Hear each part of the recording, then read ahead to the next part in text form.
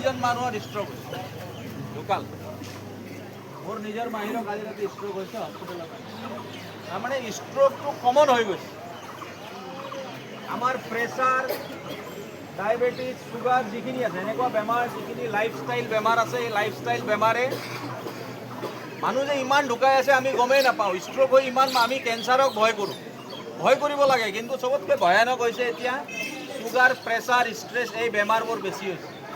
এই হোৱাৰ মূলত কাৰণ হ'ল আমাৰ জীৱন পদ্ধতিটো আমাৰ বেয়া হৈছে। আমাৰ ৰাতিপুৱা আমি ৰাতি দেৰিকৈ শুওঁ, ৰাতিপুৱা সোনকালে নুঠোঁ, যিকোনো বস্তু খাই দিওঁ। ম'ম' নহয় জানো, ম'ম' খালে দেখিলে জিভাৰ পৰা পানী ওলাই যায়, চাও এই ধৰণৰ বিষয়বোৰৰ কাৰণে খাব নালাগে এনেকুৱা বিষয় নহয়, কিন্তু তাৰ লিমিটেশ্যন। তাৰ লগে লগে আমি কি হয়, আমি এক্সাৰচাইজ নকৰোঁ। ৰাতি 11টা বজাত মাছে মঙহে একেবাৰে ডিঙি লৈ দি আমি শুই দিওঁ। তাৰ কাৰণে আমাৰ কি হয়, হজম নহয়। আৰু যেতিয়া হজম নহয়, বিভিন্ন ধৰণৰ বিকাৰ শৰীৰত সৃষ্টি হয়। আৰু আমি বহুতে ভাবোঁ, মহিলাসকলে বিশেষকৈ ভাবোঁ, মইতো আৰু ঘৰ ঝাৰু মাৰোৱেই, মই অমুক কৰোঁৱেই, তমুক কৰোঁ, এনেকৈ ভাবি আমি এক্সাৰচাইজ নকৰোঁ। কিন্তু মহিলাসকলৰ এক্সাৰচাইজ চবতকৈ কম। কিয়?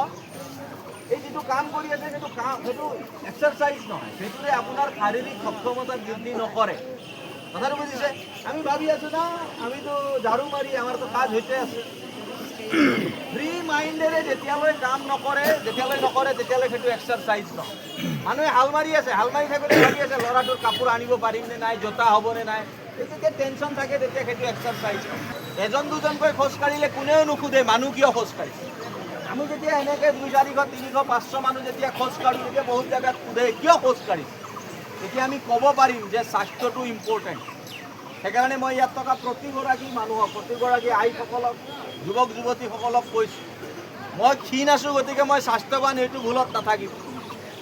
সিদিনা আপোনালোকে দেখিছে গৰুডুবাত আমাৰ এগৰাকী ভণ্টি নাচি থাকোঁতে ঢুকাই গ'ল। আপোনালোকে শুনিছে আজি 10-15 দিন হ'ল আমাৰ শ্বিলঙৰ MP এজন ফুটবল খেলি থাকোঁতে ঢুকাই গ'ল। তো সেইকাৰণে কোনেও ভাবিব নালাগে যে ফুটবল খেলিলে স্বাস্থ্য ঠিক হ'ব। আমি যদি ৰেগুলাৰ এক্সাৰচাইজ, ৰেগুলাৰ বিষয়বোৰ নকৰোঁ, তেতিয়াহ'লে আমাৰ সমস্যা হ'ব। সেইকাৰণে মৰ্ণিং ৱাক কৰিছোঁ। গতিকে সকলোকে মই কিশোৰ উপাধ্যায়ৰ তৰফৰ পৰা আপোনালোকক ইয়ালৈ স্বাগতম জনালোঁ। আৰু লগতে এটা কথা কওঁ যে আজি আমি খোজকাঢ়িম, আজি মাতিলে কাৰণে খোজকাঢ়িলোঁ আৰু কালিনো কেলে উঠিম, এনেকুৱা ভাৱ যাতে নাৰাখোঁ। সকলোৱে ৰাতিপুৱা কমচে কম 45 মিনিট সময় যাতে আমি দিব পাৰোঁ নিজৰ শৰীৰক, মই সেইকাৰণে সকলোকে অনুৰোধ জনালোঁ।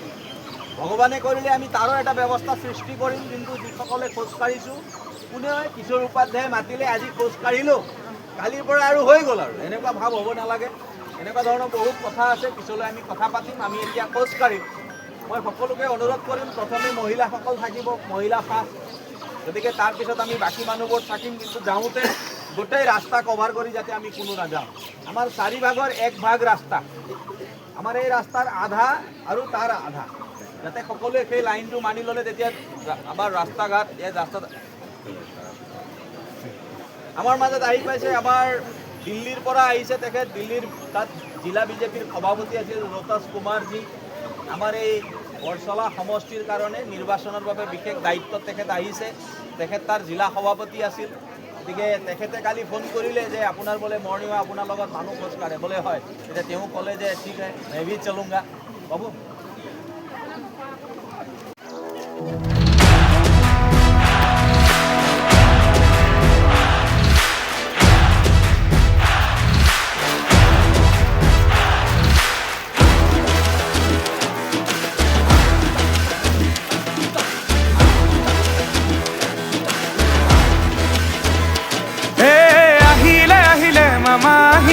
টঙালি বান্ধিবৰ হ'ল, এই জাতি মাটি ভেটি বুকুতে বান্ধি আগুৱাই যাওঁ ব'ল। আহিলে আহিলে হিমন্ত আহিলে, ওলাই আহ অসমীয়াও, নতুন অসমে সপোন দেখিছে আকাশ চুবলৈ। বান্ধি ল টঙালি বান্ধি ল, আকৌ আহিল মামা। সাৱধান সাৱধান বিদেশী সাৱধান, আহিল আমাৰ মামা। মোৰ জাতিৰ সেনানী মই, মোৰ জাতিৰ প্ৰহৰী মই, অক্লান্ত পৃথিৱীৰ দৰে মই দৌৰিবই লাগিব ৰণুৱা ঘোঁৰাৰ দৰে মই চেকুৰিবই লাগিব জন্মভূমিৰ সুৰক্ষাৰ বাবে এই ৰণ লাচিতৰ হৈ আমি যুঁজিবই লাগিব